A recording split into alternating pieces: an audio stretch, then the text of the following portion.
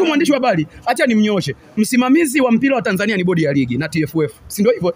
Anakuambia huyu jamaa ambaye anasimamia hiki kitu, hatuna imani naye. Kwa nini hizi mechi nyingine ambazo anasimamia yeye na ratiba anakupangia, kwa nini unacheza? Inatakiwa muache kuanzia leo. Kama mnajeulio, simameni msicheze mechi ya aina yoyote ambayo inasitulia. Msicheze mechi yoyote ambayo inasimamiwa na bodi ya ligi. Mkicheza hapo mpaka tarehe 15 mtacheza tu. Wewe ni kelele unapiga. Sio kelele, mimi naongea kikanuni. Mimi hapa sikiliza. Tumecheza mechi, tumeshavuka nusu ya ni kweli nusu ya ligi. Nusu ya mechi ni 30. Tumeshavuka tuko theluthi. Yaani tumeshavuka nusu ya mechi tu ambayo inatakiwa tucheze mechi 30. Ni kweli. Kwa hiyo hapa tuna uwezo wa kugomea mechi moja tusicheze. Nisikilize vizuri kikanuni. Mechi moja hiyo iliyobaki hiyo ambayo ni ya Simba na Yanga ambayo imepangiwa tarehe 15 hatuichezi na hatushushwi daraja mpaka pale tamko la uongozi wetu utakapotoka. Kama uongozi utatoa tamko tucheze ligi mechi, tutacheza mechi. Naomba nikuulize ndugu mwandishi wa habari. Mimi sikiliza. Hatubishani, mimi nishakuelewa. Wajua mimi nakuelewa chap kabla hujamaliza. Wewe sasa hivi unasema hamtacheza mechi. Mnataka sijui mpaka sijui nani bodi ya ligi afanye hivi. Mlienda kasi. Mahakama kuu ya usuluhishi ya mpira wa miguu duniani. Ile ndo mahakama kuu. Mmeenda kule mmerudishwa. Hiyo sio mahakama kuu ile. Mahakama kuu ni ipi? Mahakama kuu ni FIFA kule.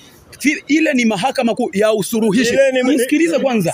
Usuluhishi wa hivi vikesi vya ovyo kama vya kina Yanga. Kwa sababu hivi vikesi nisikilize kwanza. Ile ndio mahakama nisikilize. Unakosea. Kale nkakesi ka ovyo kwa sababu kwanza jinsi mlivyo kapeleka kule kenyewe kalikuwa kanaonekana kana matatizo kwa sababu huwezi ukapeleka kesi ya sasa hivi mahakama kuu ya taifa kabla hujapitia sijui kwa mkuu wa sijui kwa mahakama ya wilaya ya mkoa sijui nini. Ukifika kule utarudishwa utaambiwa ulifika kwa mwenyekiti. Umepigana na mke wako wewe, mwenyekiti hayupo.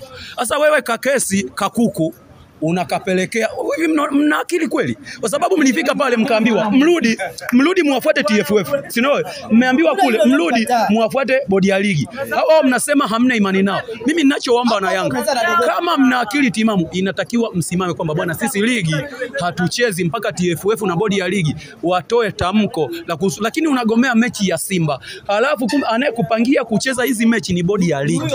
Huyo hizi nyingine unachezaje? Sasa kumwogopa Elie Mpanzu kweli? Nisikilize.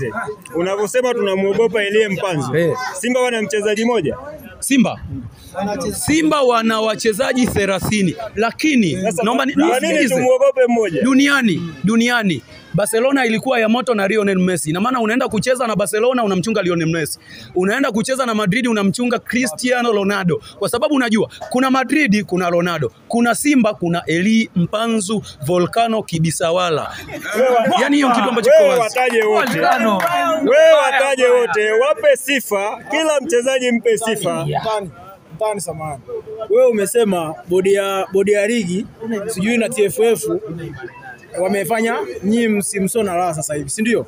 Lakini bodi ya ligi hiyo TFF hii imechukua makombe 3 NBC Premier League. Ikiwa rais wetu ni Wallace Karia. Huyo Wallace Karia. Usikie vizuri. Bodi ya ligi kwa ni hii, mshana vizuri. Mnachukua NBC Premier League mara ngapi? Mara 3. Mara 3. Na wewe tunakushona mara 3, mara 4 mfululizo. Leo hii unasema nini? Kama bodi ya ligi haifai, sijui TFF hawafai. Kwa nini unasema hivyo? Nasema hivyo kwa sababu kwanza kuna kesi tumepeleka TFF, kesi ya Faisal Toto ikageuzwa hivi ikaishia hapo bila utaratibu. Kesi ya Faisal inahusiana na Simba. Nisikilize sasa, mimi namjibu huyu kutokana na swali alilouliza. Hatuna imani na TFF kwa sababu kesi vyote tunapeleka TFF. Hakuna kesi ambayo Yanga imewahi kushinda TFF.